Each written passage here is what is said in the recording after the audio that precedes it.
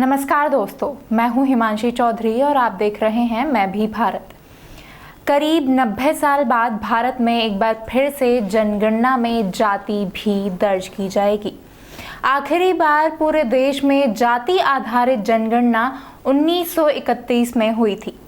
तब से अब तक देश की सामाजिक, आर्थिक और राजनीतिक संरचना में कई बदलाव आ चुके हैं, लेकिन पिछड़े वर्गों और अन्य जातीय समूहों की सटीक संख्या के बारे में कोई आधिकारिक आंकड़ा मौजूद नहीं है। जातिवार जनगणना की मांग के समर्थन में मुख्य तर्क ये है कि जब तक जातियों की सही संख्या और स्थिति का पता नहीं होगा, तब तक नीतियां और योजनाएं प्रभावी रूप से लागू नहीं हो सकती।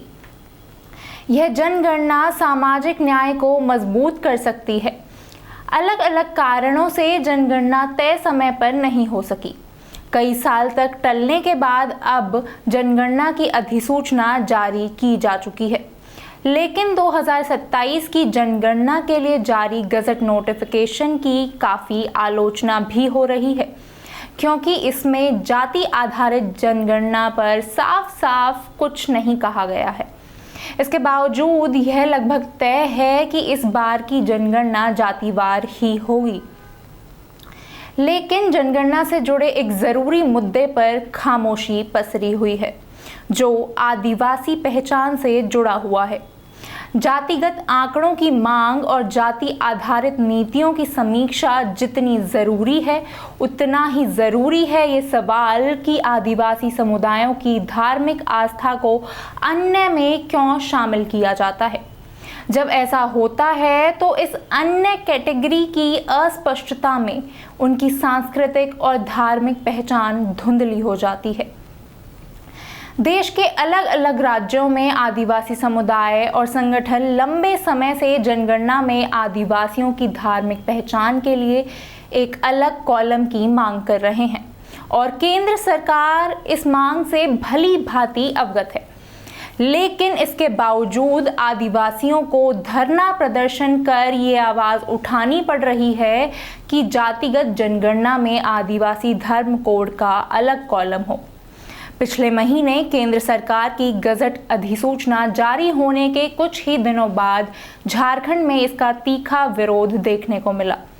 पाकुड़ जिले में झारखंड मुक्ति मोर्चा ने जोरदार प्रदर्शन किया। पार्टी के विधायकों, जिला पदाधिकारियों और हजारों की संख्या में जुटे कार्यकर्ताओं ने साफ कहा कि जब तक आदिवासियों की धार्मिक पहचान को औपचारिक मान्यता नहीं दी जाती, तब तक झारखंड में जातिगत जनगणना नहीं होने दी जाएगी। जनगणना में अलग कॉलम की मांग करते समय ये तर्क दिया जाता है कि आदिवासियों पर जबरदस्ती कोई अन्य धार्मिक पहचान नहीं थोपी जानी चाहिए। इस बारे में आदिवासी संगठन यह तर्क देते रहे हैं कि आज़ादी से पहले की सभी जनगणनाओं में आदिवासी की धार्मिक पहचान दर्ज की जाती रही है। ये जो आदि धर्म या प्राकृतिक धर्म जो नेशनल लेवल पे बोलना चाहिए, उसका एक ज़बरदस्त फिलॉसफी है जो नेगेट करते रहे, लेकिन अभी यूनिवर्सिटीज़ भी एक्सेप्ट करने लगे हैं, इंटेलेक्चुअल्स भी एक्सेप्ट करने लगे हैं। झारखंड में ही 3 दिन का एक इंटरनेशनल कॉन्फ्रेंस हुआ था, जिसमें गवर्नर आए थे, चीफ मिनिस्टर आए थे, जिसको हमने माइंड दिया था अपना झारखंड सरकार के लिए। तो ये मैंने पता है अभी कि there is a strong philosophical background. धर्मों के विकास के संबंध में कई तरह की परिभाषाएं हैं अंतर्राष्ट्रीय लेवल पर। E.B. टाइलर ने कहा, जनजाति धर्म को डिफाइन करने के कहा believes in supernatural beings and spirits.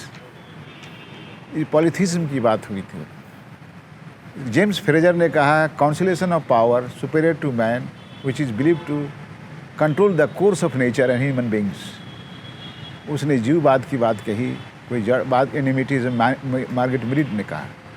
इस तरह से देखेंगे तो शुरू काल से ही जब से धार्मिक अध्ययन हो रहा है, विभिन्न विद्वानों ने इसको अलग रूप में देखा है, माने रेस्ट ऑफ द जो धर्म है उसके अलग परंपरागत धर्म के रूप में देखा है, जनजातियों का जीवन शैली के आधार पर। एक तरह से ये लोग को देखेंगे तो नेचर, मैन, स्पिरिट, मानव, अलौकिक शक्ति और प्रकृति के साथ जो अन्योन्याश्रय संबंध है, उनका सेटिंग है, वो इसका धर्म को परिभाषित करता है।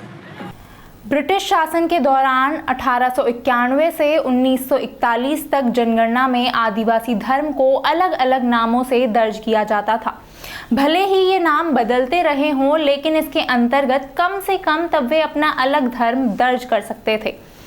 सबसे पहले 1891 में इसे लिखा गया था people having a tribal form of religion.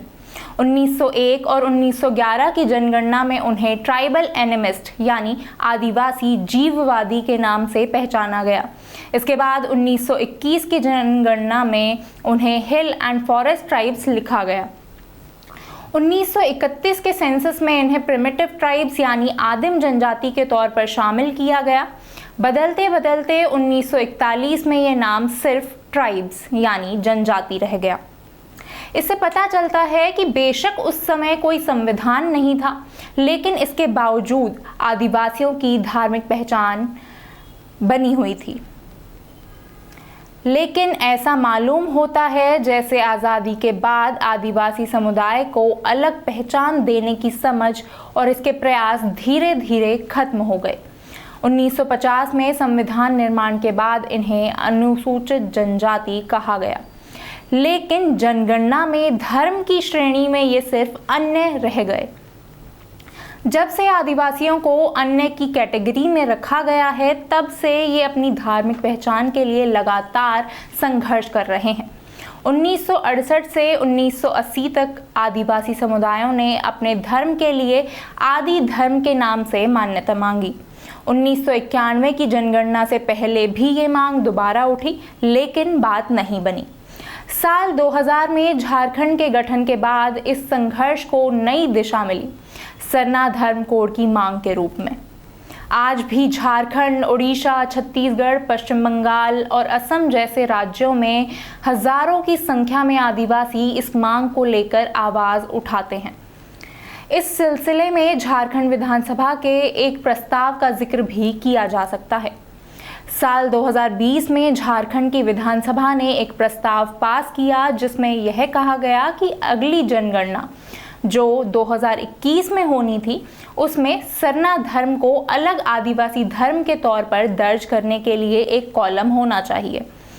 Jharkhand की तरह ही अलग अलग राज्यों में आदिवासी बहुल इलाकों में यह मांग लगातार होती रही है कि अन्य धर्मों की तरह ही आदिवासी के लिए भी धर्म का कॉलम अलग से होना चाहिए। जनगणना भारत की जनसंख्या की धार्मिक पहचान को दर्शाती है। इसके लिए जनगणना फॉर्म में व्यक्ति के धर्म के कॉलम में हिंदू, इस्लाम, ईसाई, सिख, जैन और बौद्ध धर्म को ही मुख्य रूप से दर्शाया गया है। अन्य विश्वासों के लिए केवल एक सामान्य कॉलम होता है, अन्य धार्मिक विश्वास, जिसे ORP कहा जाता है। इस मसले को उठाते हुए हाल ही में CPIM की नेता बृंदा करात ने एक लेख के जरिए आदिवासी धार्मिक पहचान को जनगणना में दर्ज न करने के प्रावधान को असंवैधानिक करार दिया है। इस लेख में वे कहती हैं, संविधान की 5वीं और 6ठी अनुसूचियों में आदिवासी समुदायों की मान्यताओं, परंपराओं और रीति रिवाजों की रक्षा के प्रावधान हैं। इसके अतिरिक्त अनुच्छेद 371A और 371B नागालैंड और असम में आदिवासी रीति रिवाजों को विशेष सुरक्षा देते हैं। अनुच्छेद 25 धार्मिक स्वतंत्रता की गारंटी देता है और अनुच्छेद 26 धार्मिक संस्थाओं को संचालित करने के लिए अधिकार देता है। लेकिन जनगणना में केवल 6 धर्मों को मान्यता देकर और ORP जैसे अस्पष्ट विकल्प के सहारे आदिवासियों की आस्थाओं को अनदेखा करना अनुच्छेद 25 का उल्लंघन है। इस लेख में बृंदा करात यह कहती हैं, 2011 की जनगणना से यह साफ दिखाई देता है कि आदिवासी को अपनी धार्मिक पहचान अलग से बताने का विकल्प ना मिलने के कारण उसे मजबूरी में कोई अन्य गलत विकल्प चुनना पड़ता है।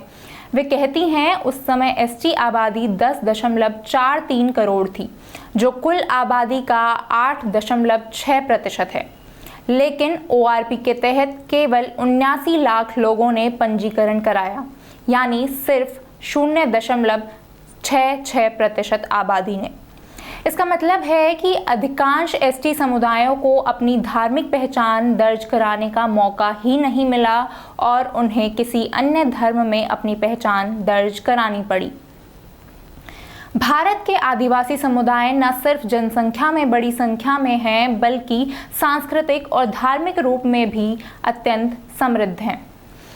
देश भर के 30 से अधिक राज्यों में फैले 705 से ज़्यादा अनुसूचित जनजातीय समूह प्रकृति को केंद्र में रखकर जीवन जीने वाले समुदाय हैं, लेकिन इनके नाम, परंपरा और पूजा पद्धति एक दूसरे से अलग अलग है। उत्तर पूर्व के आदिवासी समुदाय दोनी पोलो नामक धर्म को मान्यता दिलाने की बात करते हैं। वहीं मध्य भारत के गौंड समुदाय की अपनी आस्था गौणी धर्म में है, तो भील समुदाय भीली धर्म को मानते हैं। इसके अलावा झारखंड, ओडिशा, पश्चिम बंगाल जैसे राज्यों में बड़ी संख्या में लोग सरना धर्म को मानते हैं और लंबे समय से सरना धर्म कोड की मांग कर रहे हैं। भारत आदिवासी पार्टी भी इस मामले पर यह राय रखती है कि आदिवासी पर जबरदस्ती हिंदू पहचान थोपने की कोशिश होती रही है। राजस्थान, गुजरात और मध्य प्रदेश के आदिवासी इलाकों में तेजी से अपना विस्तार कर रही इस पार्टी का कहना है कि आदिवासी की अपनी धार्मिक और सामाजिक पहचान है। यह पहचान उसके अस्तित्व के साथ साथ अधिकारों के लिए भी जरूरी है। 1871 से जनगणना शायद स्टार्ट हुई और 1871 से लगा के 1951 तक की जनगणना में ट्राइबल का अलग से कॉलम दे रखा है। ट्राइबल को किसी भी धर्म में नहीं माना है, हिंदू, जैन, ईसाई, बौद्ध सबसे अलग ट्राइबल को कॉलम दे रखा है और अलग से जनगणना हुई है। ये तो हो गई, जनगणना स्टार्ट हुआ तब से।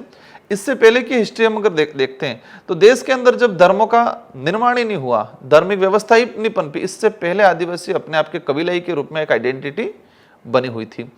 तो वर्तमान समय में आजादी के बाद का अगर देखें तो हिंदू विवाह अधिनियम 1955 इसमें स्पष्ट लिखा हुआ है कि आदिवासी समुदाय पर लागू नहीं होता है, क्योंकि आदिवासी हिंदू नहीं है। हिंदू उत्तराधिकारी अधिनियम 1956 शायद, वो भी स्पष्ट कह रखा है कि आदिवासी समुदाय पर लागू नहीं होता है। इस तरह से कई ऐसे और कोर्ट के भी जजमेंट आए हुए हैं।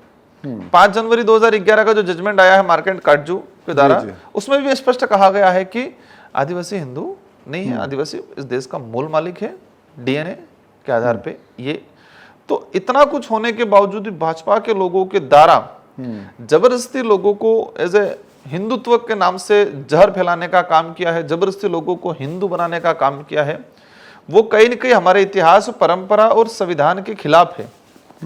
दूसरी चीज, मानते थे आदिवासी अनेक धर्मों में विश्वास रखता है। कई आदिवासियों ने हिंदू धर्म में आस्था रखता है, कोई ईसाई धर्म में आस्था रखता है, हिंदू धर्म में भी आस्था रखते थे। लेकिन जिस तरह से भाजपा ने पिछले 10 सालों को हिंदू एज ए भाजपा का ठप्पड़ लगा दिया है, उस समय से उल्टा जो आस्था रखते थे वो भी कम हो गई है। वो भी हाँ, वो आदिवासी रीति रिवाजों की तरफ लौट रहे हैं। बिल्कुल बिल्कुल, क्योंकि जिस तरह से पिछले 10 सालों के अंदर हिंदुत्व पे ठप्पा लगा दिया भाजपा ने, ये ऐसा एहसास कराया पूरे देश में कि जो भाजपा का है वही हिंदू है, ये हिंदू है वो भाजपा का, दूसरी पार्टी का नहीं। इस तरह से ये जो माहौल बनाया, कट्टर वो धर्म के प्रति आपस में टकराव पैदा किया, उससे ये और भी कुछ आदिवासी समुदाय आस्था जरूर रखते थे।